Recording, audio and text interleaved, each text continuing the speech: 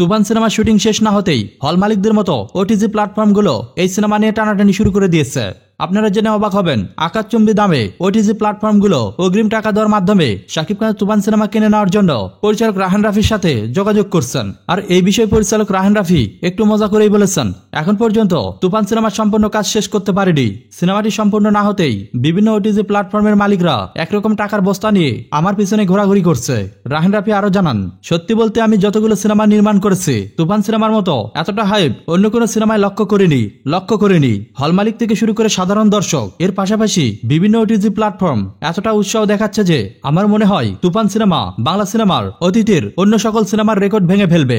এ বিষয়ে পরিচালক রাহান রাফি আরো জানান, সত্যি বলতে আমি শুধু এই সিনেমাটি নির্মাণ করব, এর পাশাপাশি প্রচারণা আর্থিক দিকগুলো সম্পূর্ণরূপে প্রযোজনা প্রতিষ্ঠানগুলো হ্যান্ডেল করবে। আর ওটিজি প্ল্যাটফর্ম আমার সাথে যোগাযোগ করার পর আমি জানিয়ে দিয়েছি আপনারা প্রযোজনা প্রতিষ্ঠানের সাথে যোগাযোগ করুন। এখন পর্যন্ত ওটিজি প্ল্যাটফর্ম শাকিবের তুফান সিনেমার জন্য 5 কোটি টাকা পর্যন্ত দিতে রাজি হয়েছে। তবে আমি জানি না শেষ পর্যন্ত কত টাকার বিনিময়ে প্রযোজনা প্রতিষ্ঠানগুলো কত টাকার বিনিময়ে তুফান সিনেমার অনলাইন সত্তা ওটিজিতে বিক্রয় করা হয়। তবে আমার ধারণা অতীতের সকল সিনেমার রেকর্ড ভেঙে ফেলবে তুফান সিনেমার ওটিজি সেল।